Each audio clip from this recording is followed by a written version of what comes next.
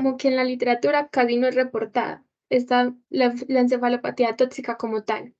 Se sabe que las personas que más se ven afectadas son las personas hospitalizadas mayores de 65 años y pacientes con enfermedades críticas, especialmente que se encuentren pues como en cuidados intensivos. La verdadera incidencia y prevalencia son difíciles de estimar, pues ya que normalmente se interfiere pues como en partir de estudios en pacientes con delirio que pueden estar infradiagnosticados. Pero entonces aquí les traje como unos datos importantes o conclusiones que logré sacar de estudios puntuales referentes pues como a la incidencia y la prevalencia de la encefalopatía como tal.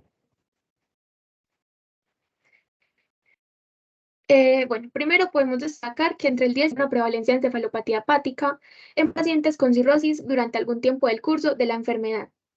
Em, Otro punto es que la incidencia general del síndrome de encefalopatía posterior reversible es desconocido, pero se cree que ocurre con mayor frecuencia en mujeres debido a la asociación con afecciones periparto y enfermedades autoinmunes.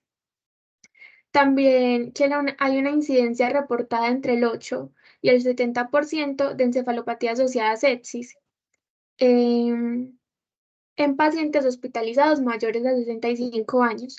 Y la encefalopatía tóxica metabólica, que le informa entre el 12,5% de los pacientes con infección por SARS-CoV-2 que fueron hospitalizados entre marzo y mayo del 2020 y se asocia a una mayor mortalidad hospitalaria. Entonces, ya hablando de los factores de riesgo que se han identificado para desarrollar una encefalopatía tóxica, se destaca la edad avanzada, el consumo crónico de alcohol y drogas, las enfermedades críticas o bases que se pueden dar, la desnutrición, usos de medicamentos como sedantes, fármacos psiquiátricos y medicamentos anticonvulsivos en pacientes hospitalizados y la ventilación mecánica. Referente a la teología, acá es donde ya puedo empezar a hablar como de las diferentes encefalopatías que se pueden dar, porque o sea, dependiendo de la agente causante, es que yo puedo clasificarla o voy a obtener como un tipo de encefalopatía en específico.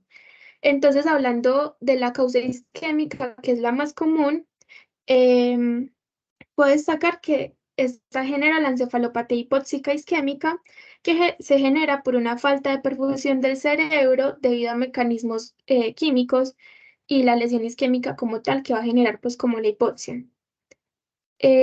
La disfunción orgánica que va a generar pues como va a estar relacionada con insuficiencia hepática, insuficiencia renal, insuficiencia respiratoria, generando pues estados de hipoxia, hipercapnia, pancreatitis.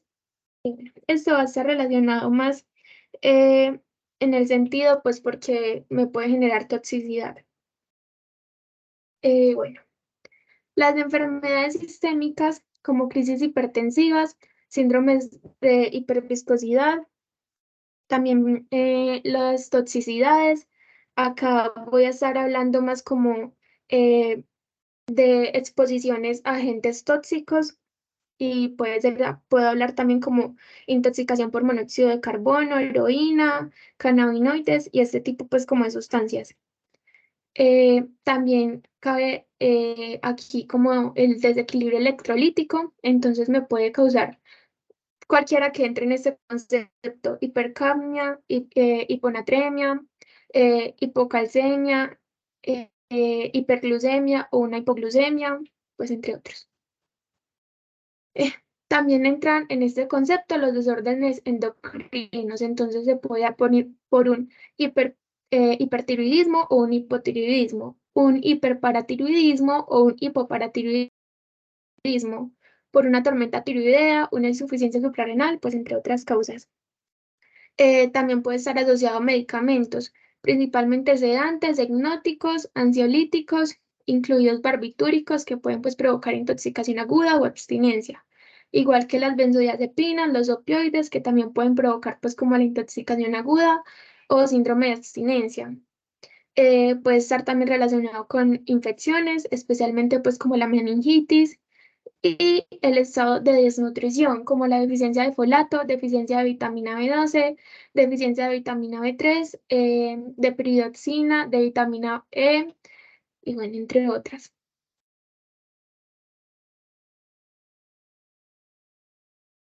Bueno, también es importante abarcar acá que en los niños se pueden presentar, aunque se presentan causas similares, es frecuente, pero también cabe aclarar que hay causas que pueden ser exclusivas o más comunes en recién nacidos o niños, como puede ser una hiperbilirrubinemia, una encefalopatía hispóxica isquémica neonatal, que esta puede estar como más relacionada con un tema de mala perfusión en la placenta o temas pues ya así relacionados, un síndrome de Reye, que va a estar pues causando un daño cerebral súbito y una alteración hepática, una encefalomielitis aguda, errores innatos en el metabolismo, como el trastorno del ciclo de la urea, trastorno de oxidación de ácidos grasos, del metabolismo del piruvato, deficiencia de carnitina o trastornos mitocondriales. Bueno, entonces ya para entrar a hablar de la fisiopatología que tiene realmente la encefalopatía tóxica, primero lo voy a abarcar pues como un concepto muy global, porque realmente pues podríamos hablar de la fisiopatología de cada una de las encefalopatías que se puedan tratar.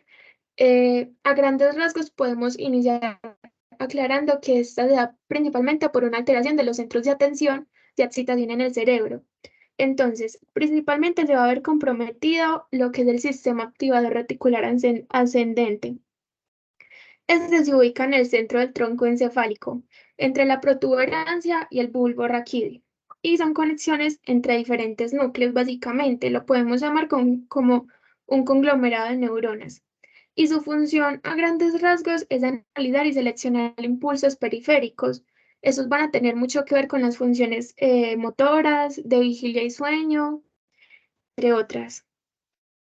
Eh, entonces, aquí básicamente en esta imagen lo que estamos viendo es los cuerpos, no, son los núcleos de la formación reticular, incluyendo pues como los núcleos en el tallo cerebral que intervienen también en esta función.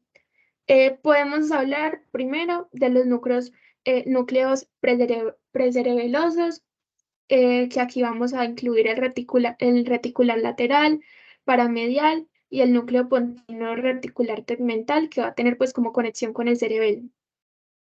En el segundo punto podemos destacar los núcleos del RAFE, que esos son pues como muy importantes en pues, sí, en la secreción y síntesis de serotonina y tienen una conexión con la sustancia gris periacuductal y el asta dorsal de la médula espinal. Entonces esto es importante porque esto tiene una función como en el poder de suprimir la conciencia del dolor. Bueno, otro punto para destacar serían los núcleos del grupo de las células colinérgicas y catecolaminérgicas. Estas se encuentran en el pedúnculo pontino y en el núcleo tegmental. Tienen una conexión con el locus coeruleus. Podemos también destacar pues, la función de los núcleos del grupo central que tienen neuronas localizadas en el área media de la médula oblonga y el puente, y tienen una formación reticular paramediana pontina, que ayuda pues como con el movimiento y la coordinación de los ojos. También encontramos el área reticular paracelular, el área eh, parabraquial y las neuronas vulvares superficiales, que estas pues mantienen como el estado de conciencia, pues también atribuyen en esta función. Bueno, entonces ya hablando de la patogénesis basada en la causa subyacente o en la etiología, a grandes rasgos podemos destacar que en la encefalopatía tóxica podemos definir que está básicamente causada por una neurotoxicidad eh, inducida por amoníaco y una vasodilatación pues también inducida por el mismo amoníaco. La encefalopatía de Wernicke, que es una deficiencia de tiamina que genera cambios agudos y crónicos en las estructuras del cerebro que rodean el tercer ventrículo y el cuarto ventrículo, con afectación de los cuerpos mamilares. El síndrome de encefalopatía posterior reversible, que es Básicamente, ahí va a haber como una falla en la autorregulación en la circulación posterior. En la encefalopatía hipóxica isquémica va a haber una falta de perfusión del cerebro debido a los mecanismos químicos pues, que van a empezar como a fallar ahí, debido a la hipoxia. Bueno, en la encefalopatía urémica se desconoce realmente su fisiología, pues su fisiopatología, pero se considera que es probable que las toxinas osmóticamente activas que atribuyen a la encefalopatía sean moléculas solubles en agua. Entonces, por esto va como que aumentar la probabilidad de que cruce la barrera hematoencefálica, logrando hacer pues como el daño realmente. Por otro lado está la encefalopatía asociada a sepsis. Entonces, este es un resultado de un proceso multifactorial que involucra mediadores inflamatorios como citocinas, neurotransmisores y anomalías endoteliales. Estas alteraciones en la barrera hematoencefálica y anomalías microvasculares pues van a ser las que desencadenen como las manifestaciones clínicas. Y por último, para destacar, está la encefalopatía hiponatrémica, que es una toxicidad osmótica de la mielina cerebral debido a una hiponatremia que persiste durante 24 a 48 horas o sea, pues por un periodo crónico. Para iniciar hablando de las manifestaciones clínicas que se pueden presentar en todas ellas, primero es importante destacar que el síntoma más importante es el delirio en estas personas y la presentación clínica va a variar mucho. Y como les contaba ahorita, se pueden presentar cambios sutiles en el comportamiento o hasta pues presentarse ya un paciente en estado de coma. Los signos y síntomas neurológicos pueden ser focales o globales, entonces pueden incluir cambios agudos en el estado mental o en el comportamiento en las últimas 24 horas, incapacidad para centrar la atención, pues como pensamiento desorganizado, niveles alterados de conciencia, como la somnolencia, el letargo, el estupor, entre otros. Los pacientes también pueden presentar trastornos de la personalidad, trastornos de la orientación y el estado de ánimo, trastornos del pensamiento y la memoria, deterioro intelectual, demencia, depresión. Y los signos o síntomas oculares sí son también como muy característicos de lo que es una encefalopatía. Entonces se puede presentar el nistagmus, parálisis del recto facial, o sea, afectación del sexto par craneal y una diplopía. En los casos leves se observa pues como una anomalía en la marcha, en tándem. Y en los casos graves ya pues podemos presentar un paciente que no es capaz ni de caminar. La triada clásica de lo que es la encefalopatía tóxica va a abarcar ataxia de la marcha o trastornos motores en general, signos oculares como nistagmus, oftalmoplegia y una confusión global o delirio, que es lo que les contaba pues inicialmente. En la historia de la enfermedad, el inicio pues se puede dar de una forma aguda o subaguda y va a tener también como una presentación muy característica dependiendo de su etiología. Entonces, en las etapas iniciales se puede presentar un paciente con síntomas globales que incluyen alteración de la conciencia, confusión, desorientación y delirio. Pueden presentarse síntomas nerviosos autónomos como insomnio, náuseas, trastornos del ritmo circadiano y problemas respiratorios.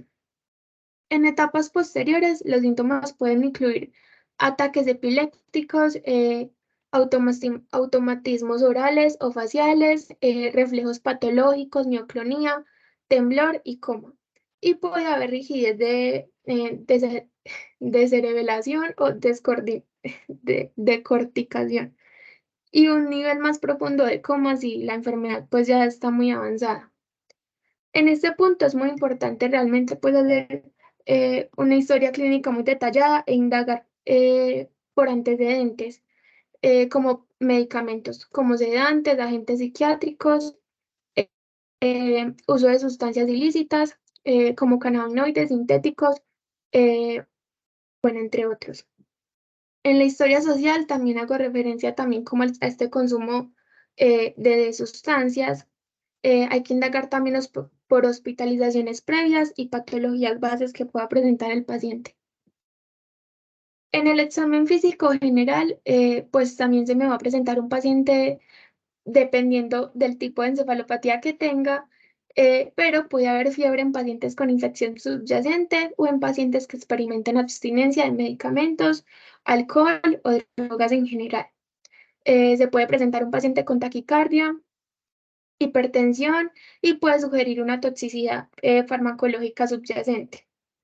En el examen físico de cabeza y cuello podemos encontrar que la función pupilar generalmente se conserva, pero puede verse afectada en contextos como toxicidad de opioides, toxicidad de los fármacos anticolinérgicos, ingestión de glutetimida, Wernicke avanzada o encefalopatía hepática. En el examen neurológico varía según pues, el nivel de conciencia que presenta el paciente y su capacidad de interactuar. Es muy importante repetir este examen neurológico pues, para identificar fluctuaciones en el estado de conciencia y déficits neurológicos focales. Hay que buscar también alteraciones psicomotoras, como puede haber temblor, asterexis bilateral o mioclonía multifocal. El déficit focal fijo y la asterexis unilateral sugieren pues como una anomalía estructural pues ya subyacente. Entonces eso me haría como un diagnóstico diferencial. Evaluar la fluctuación en el estado mental y la falta de déficit focal fijo, incluyendo como confusión mental, la capacidad para centrar la atención o procesar la conversación, el nivel de coherencia y el nivel de conciencia. Bueno, en la evaluación de los pares craneales es importante evaluar el segundo y el tercero para simetría pupilar, reactividad de la luz y evaluar pues como el campo visual. Para evaluar el oculomotor, el patético, el abducens y el vestíbulo coclear, es importante para mirar movimientos extraoculares, el reflejo vestibulocular y la audición. Evaluando el par craneal, el facial y el trigémino, encontraría pues como una respuesta corneal, la sensación facial y el movimiento facial. Y para evaluar el glosofaringio, el hipogloso y el vago, indagaría pues por una respuesta de náuseas y movimientos de la lengua. También es importante evaluar como las fluctuaciones que el paciente va a tener en la excitación, atención y en la orientación.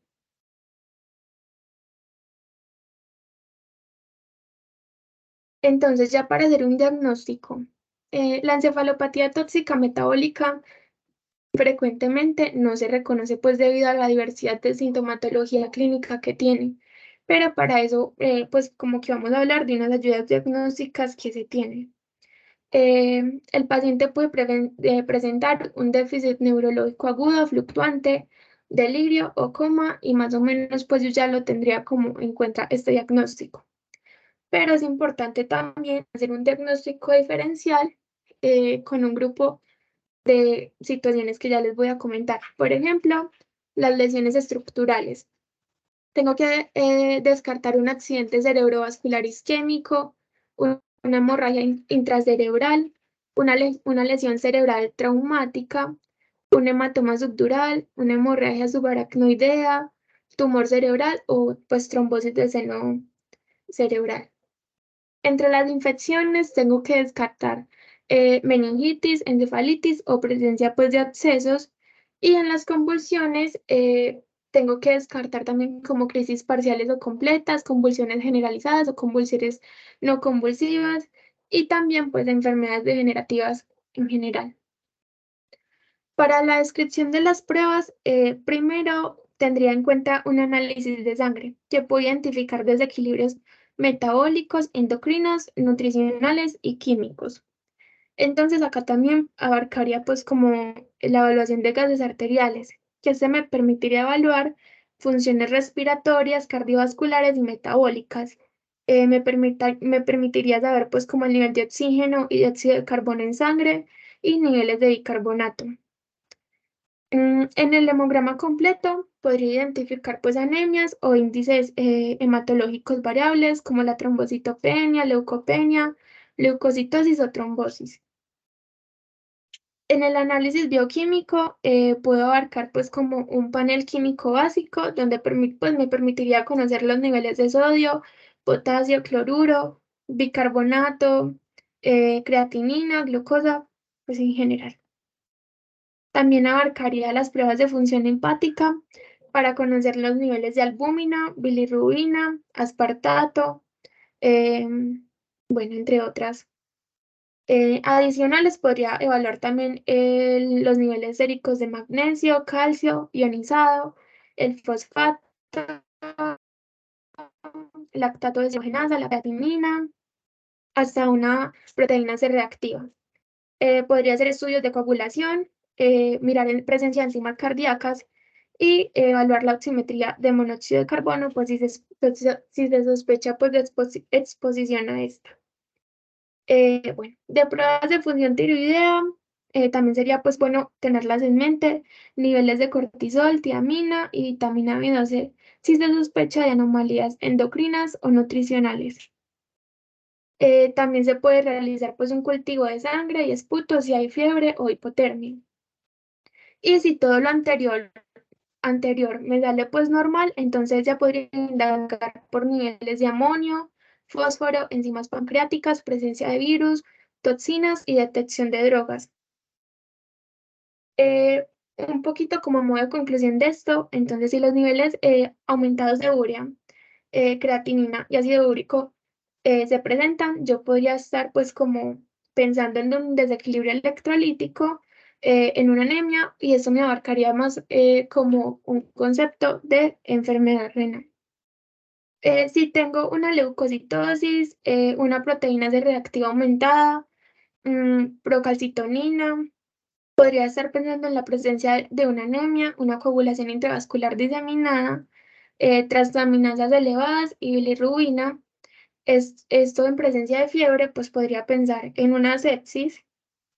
Y cuando tengo pues deficiencia de tiamina, pues claramente voy a pensar pues no sé, en una encefalopatía de Wernicke.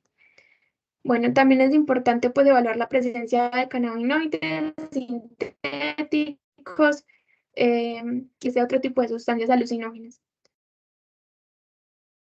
Bueno, en los estudios de imagen, eh, pues como la imagen ideal en la que me puedo apoyar para hacer el diagnóstico de una encefalopatía tóxica sería la resonancia magnética. Entonces, voy a hablar un poquito de ellas y también vamos a hablar pues como de los hallazgos más comunes que se pueden encontrar pues, en el tórax. Bueno, también puedo realizar una electroencefalografía para evaluar convulsiones en pacientes con encefalopatía inexplicable, encefalopatía en coma, insuficiencia hepática aguda, en hemorragia intracraneal o episodios pues, de convulsiones clínicas. Em, bueno, y por último, pues una punción lumbar. Entonces, esto la tendría en cuenta en pacientes con fiebre y signos meningios.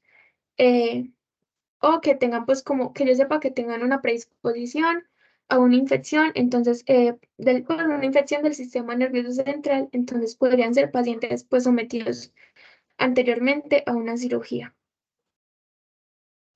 Esta me va a poder ayudar a descartar la encefalitis y diseminación leptomeningia en pacientes con enfermedad hematológica. La encefalopatía asociada a sepsis en líquido encefalorraquídeo puede ser normal o el resultado puede ser con una proteína ligeramente elevada, la glucosa normal. También es importante acá destacar el punto en que las situaciones en que está contraindicada la punción lumbar, como por ejemplo el déficit neurológico focal, convulsiones de nueva aparición, cuando el paciente presenta una conciencia alterada o papiledema, una infección en el lugar de procedimiento, pues entre otros. Entonces, antes de hablar pues como de los hallazgos más comunes y de una forma muy global en las imágenes que tenemos, primero quiero pues hacer como un repaso de lo que son los tres tipos de edema cerebral y pues cómo se ven en la imagen. Entonces, primero está el edema cerebral vasogénico, que se va a tener como un incremento de moléculas de agua en el espacio extracelular con liberación del movimiento. Entonces, este va a estar presente, por ejemplo, en encefalopatía posterior reversible. El edema citotóxico va a estar relacionado con un aumento del volumen del soma neuronal, causado por una falla mitocondrial y de la respiración celular, con una acumulación de lactato. Esta afecta principalmente a la sustancia gris y tiene una expresión en secuencia de difusión. Este puede ser característico de una encefalopatía isquémica. El edema intramielínico es el edema periaxonal de los espacios entre las capas de mielina. Y aquí se va a acumular glutamato en la hendidura sináptica que progresa pues como a la muerte celular. Listo. Entonces, hablando de los hallazgos en la tomografía en la encefalopatía tóxica, podemos destacar que van a haber regiones talámicas paraventriculares hipodensas o con o sin pues, realce de contraste. En el síndrome de encefalopatía posterior reversible, pueden haber hipodensidades en sustancia blanca subcortical o pared occipital y cerebro. En la encefalopatía hipóxica isquémica puede ser normal pues durante las primeras 24 horas, pero luego pues voy a encontrar como un edema difuso. Y en la encefalopatía asociada a sepsis puede ser normal o mostrar como microabscesos, lesiones isquémicas, edema vasogénico o una hemorragia intracraneal. En la encefalopatía urémica puede haber como una afectación de los ganglios basales y las cápsulas hipodensas. En la encefalopatía hiponatrémica o hipernatrémica puede encontrar lesiones pontinas normales o hipodensidades. Y en la encefalopatía hepática puede encontrar hiperintensidad en el globo pálido, región subtalámica, el mesencéfalo y en imágenes potenciadas en T1. También voy a encontrar cambios pues, como profundos en la sustancia blanca. Y para la resonancia magnética, pues sí, para la resonancia magnética, va a ser como mi apoyo más grande para realizar el diagnóstico, entre los hallazgos como más comunes y característicos que podemos destacar, está la encefalopatía de Wernicke, que va a presentar hiperintensidad de señal de T2 con afectación simétrica, bilateral, restricción en difusión y en el 50% de los casos va a haber un realce post-contraste. En la encefalopatía hipoglucémica va a haber hiperintensidades simétricas en T2 con restricción intensa de difusión. El peor pronóstico se va a dar cuando hay una afectación de ganglios basales respecto al tálamo, sustancia blanca y pues el cerebelo. En la encefalopatía hiperamonémica podemos encontrar una restricción en difusión, hiperintensidad T2 en ínsula y en el cíngulo. En la encefalopatía urémica se pueden encontrar hiperintensidad de señal en secuencias potenciadas en T2 en ganglios basales con afectación variable en la sustancia eh, blanca y se describe el signo de tenedor lentiforme. Y en la encefalopatía hepática puede encontrar una hiperintensidad en T1 bilateral simétrica del globo pálido y la sustancia negra menos común de la hipófisis y el hipotálamo. Realmente lo más sensible como a la encefalopatía en general. Entonces, para encontrar ahí hallazgos es el globo pálido. Acá les tengo pues como algunos de los ejemplos. En esta imagen podemos observar una hiperintensidad de señal simétrica de los globos pálidos de forma bilateral. Es sugestiva la encefalopatía hepática crónica en el adecuado contexto clínico. En esta otra imagen tenemos una encefalopatía hiperamonémica. En la resonancia se aprecia hiperintensidad bilateral en secuencia de difusión en ínsula, hallazgos característicos de hiperamonemia aguda. Bueno, entonces antes de hablar pues del tratamiento que se le da a cada una de estas encefalopatías, es importante hablar del manejo inicial que le voy a dar cuando pues tengo solo una impresión diagnóstica. Primero, en la terapia urgente debo de dirigirme a garantizar una respiración y una circulación adecuada, mientras pues realizo pues como que concreto el diagnóstico de la etiología de la encefalopatía. También se puede considerar tiamina intravenosa, administrada idealmente antes del goteo de glucosa o de la carga de carbohidratos para prevenir la encefalopatía de Wernicke. Para pacientes con epilepsia convulsivas, las benzodiazepinas se consideran el tratamiento pues, de primera línea. Para pacientes con coma o alteración aguda del estado de conciencia, mm, el tratamiento puede incluir pues, una correlación con hipoglucemia e hiperglucemia. Y para los pacientes con síntomas de sobredosis de drogas ilícitas, el tratamiento puede incluir cuidados de apoyo, sedación, pues ya sea con benzodiazepinas o propofol, antipsicóticos como el haloperidol o agentes atípicos como la quetiapina o la naloxona como posible antídoto pues, para la sobredosis de la desmorfina. Entonces, hablando un poquito del manejo más guiado a la causa que se le da, empezando a hablar pues de la encefalopatía hepática. Primero hay que identificar y corregir factores eh, precipitantes como la infección, la hemorragia gastrointestinal, insuficiencia renal, alteraciones electrolíticas, el uso de sedantes y causas alternativas pues, de la alteración del estado de conciencia. Hay que mantener la nutrición con una ingesta de proteínas adecuadas. La lactulosa es el tratamiento pues, de elección para la encefalopatía hepática. Y la rifaximirina también se asocia con una mejor remisión y una reducción de la hospitalización por la encefalopatía hepática. En la encefalopatía de Wernicke se administra pues tiamina parenteral a todos los pacientes con sospecha de la encefalopatía mientras se confirma el diagnóstico. Y la tiamina en dosis altas es la piedra angular pues, del tratamiento.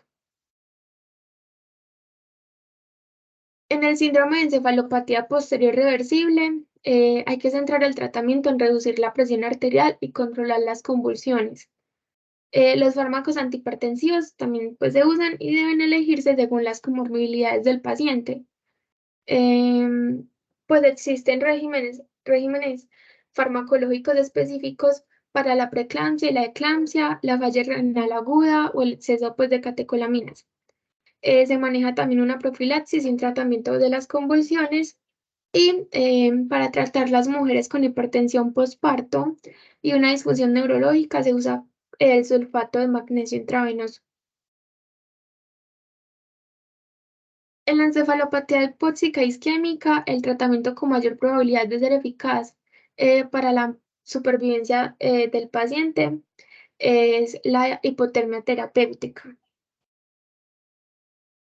En la encefalopatía urémica tenemos como opción la hemodiálisis, la corrección de electrolitos y el trasplante de riñón, pues ya en un caso muy extremo. En la encefalopatía asociada a sepsis, pues se debe hacer inicialmente un control de las infecciones, fallas del sistema orgánico y homeostasis metabólica.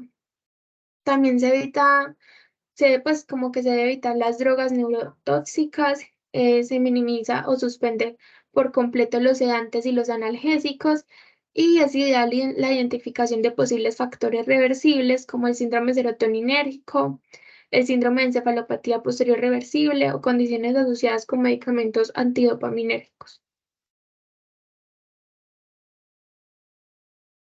En la encefalopatía hiperamonémica, pues debe identificar agentes pues, de tratamiento del trastorno de la urea, para la reducción o la eliminación del amoníaco en sangre. Puedo tener como opción la hemodiálisis, que considere pues, la hemodiálisis convencional para obtener la mayor eliminación del amonio, o un manejo general de convulsiones, edema cerebral y presión intracraneal elevada. Las opciones incluyen agentes hiperosmolares, ideación con propofol, solución salina hipertónica y considerar la craneectomía descompresiva para pacientes con hipertensión intracraneal. En la encefalopatía hiperamonémica, los agentes de tratamiento para reducir la generación y la extracción del amonio incluyen los disacáridos no absorbibles administrados por vía oral, por ejemplo, la lactulosa. Los antibióticos orales con absorción mínima para minimizar los efectos adversos como la ototoxicidad, neurotoxicidad y nefrotoxicidad. La rifaximirna como tratamiento de primera línea o agregante a disacáridos no absorbibles para pacientes con encefalopatía aguda o crónica. En la encefalopatía hiponatrémica, pues debo de hacer una restricción de líquidos, una corrección de los niveles sóricos de sodio, corrección de los niveles séricos de sodio, pues dependen el tiempo de la hiponatremia. Entonces también hay que tener en cuenta que hay que tratar la causa subyacente de la hiponatremia. En pacientes con pérdida cerebral de sal, el tratamiento incluye la reposición de sal y agua y las opciones incluyen infusión en solución salina. También se puede dar pues por reemplazo oral y usando pastillas de sal o bebidas hipertónicas. Hablando un poco pues ya de las complicaciones y el pronóstico que puede tener una encefalopatía tóxica, eh, primero debo destacar pues como hablando inicialmente de la encefalopatía de Wernicke, que se puede progresar a síndrome de Korsakoff. Esta es una condición crónica caracterizada por la amnesia anterógrada densa, pérdida de la memoria a corto plazo, confabulación compensatoria y preservación relativa de la memoria a largo plazo y otras habilidades cognitivas. Puede presentar también muerte. En las complicaciones del síndrome de encefalopatía posterior reversibles, puedo tener en cuenta la hemorragia intraparenquimatosa, incluidos los hematomas con efecto de masa, la hemorragia subaracnoidea, edema cerebral y déficit neurológico residual.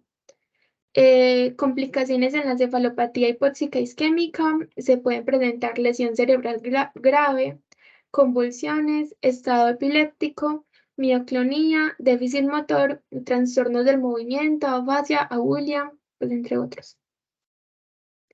La encefalopatía hipóxica isquémica puede estar asociada a insuficiencia multiorgánica. Incluye insuficiencia hepática, lesión renal aguda, shock cardiogénico, anomalías químicas sanguíneas.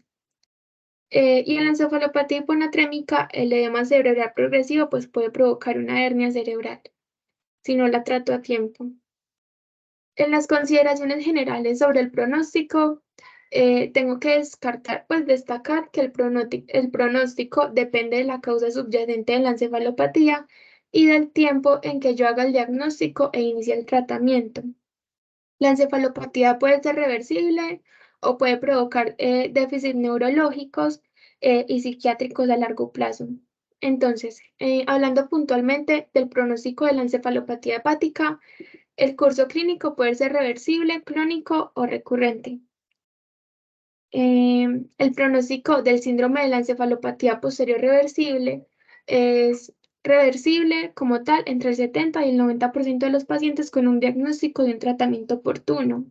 Y los déficits neurológicos residuales se pueden presentar como epilepsia y déficits motores que pueden persistir en casos complicados.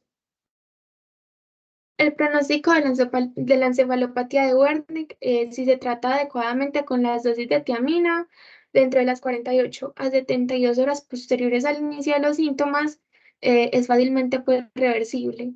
Luego de las 72 horas después del inicio, la recuperación pues, puede ser más gradual o algunos efectos pueden persistir, como el déficit de la marcha, problemas cognitivos, la función vestibular y esto puede mejorar en algunas semanas. El pronóstico de la encefalopatía asociada a sepsis puede presentar una mortalidad generalmente que se debe a una falla multiorgánica con hasta el 70% de la mortalidad reportada. Por último, el pronóstico de la encefalopatía hipóxica isquémica es para pacientes no tratados con hipotermia terapéutica o que no presentan un contexto de un evento hipotérmico. Puedo tener en cuenta en el examen físico hallazgos como ausencia de respuestas pupilares o corneal 3 días después del arresto, estado epiléptico mioclónico, respuestas motoras ausentes o extensas 3 días después del paro, un ritmo no desfibrilable, un dióxido de carbono máximo al final de la expiración eh, y también una hiperfusión del lóbulo occipital medial. Para finalizar, quiero pues comentarles acerca de este caso clínico y que lo analicemos entre todos y finalmente pues ya acabemos como con unas preguntas respecto al mismo. Entonces, paciente masculino de 47 años de edad con antecedentes personales de trastornos por dependencia de alcohol de 35 años de evolución, habiendo consumido inicialmente pues desde los 12 años, consulta en puerta de emergencia donde se le diagnostica neumonía comunitaria, iniciando tratamiento médico. A las 48 horas agrega un síndrome confusional con alucinaciones visuales, sopsias, sudoración intensa, nistagmus, con agitación psicomotriz, valorado por psiquiatría, se plantea pues el síndrome de Wernicke, iniciándose tratamiento con tiamina a dosis de 300 miligramos día. El complejo vitamínico y antipsicóticos a dosis bajas. En la exploración neurológica destaca nistagmus bilateral, desorientación temprana, en especial con confusión. En la evolución aparece déficit neurológico caracterizado por desorientación en el tiempo y lugar, amnesia retrógrada, sobre todo para situar hechos biográficos en el tiempo, pues como el nacimiento del hijo. em, Relleno de lagunas amnésicas, memoria episódica alterada y dificultad relativa para el aprendizaje y gran susceptibilidad a la interferencia. Frente a este cuadro clínico se plantea síndrome de Korsakoff.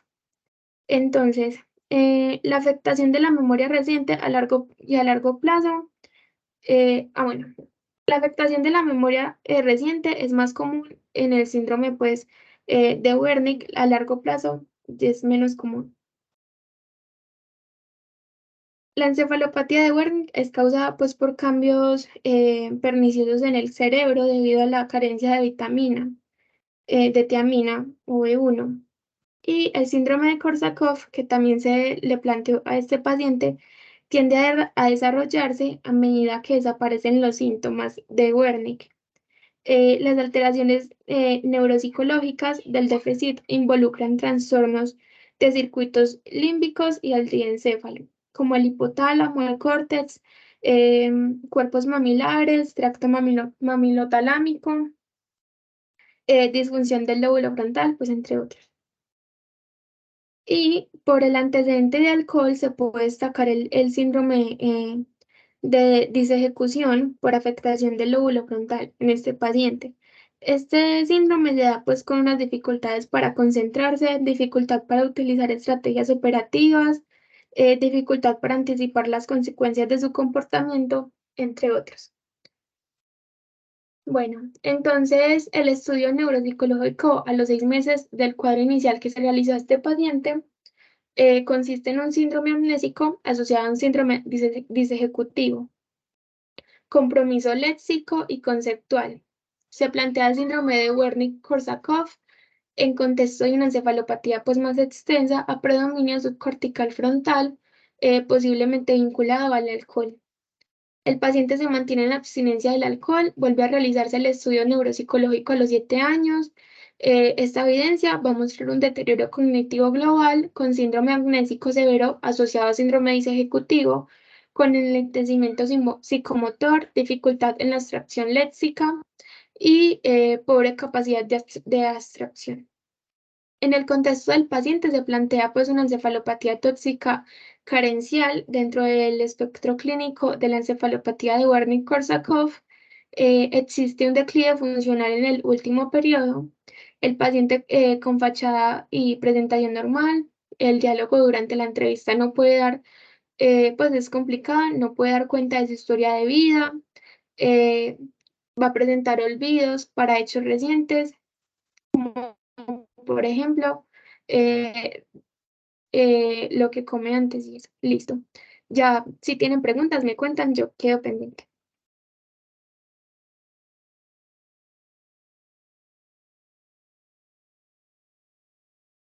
No sé si Brian quiera ya en este momento completar con las preguntas.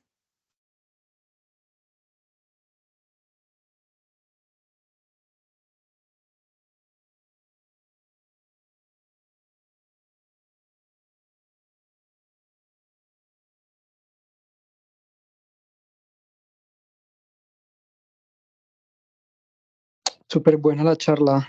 De hecho, me gustó mucho, incluso, pues porque hablaste de muchas entidades que realmente, eh, pues, no son tan raras. Uno pensaría, cuando uno escucha al inicio encefalopatía tóxica, pues uno se imagina como